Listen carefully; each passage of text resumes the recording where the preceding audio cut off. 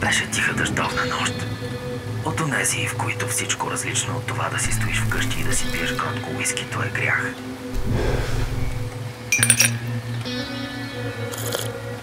И точно в вечери като тази, най-лошото, което можеше да ти се случи, е да ти звънне телефона.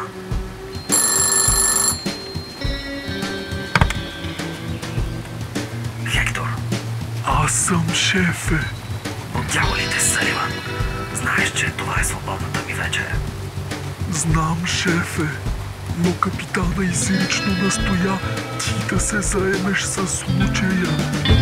Каза, че отровените ти били специалитет. Окей, Саливан. Кажи какъв е случая.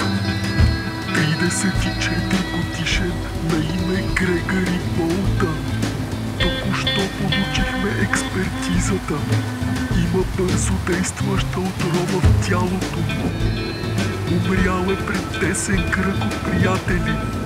Заподозрените още са на место престъплението. Там съм до 20 минути.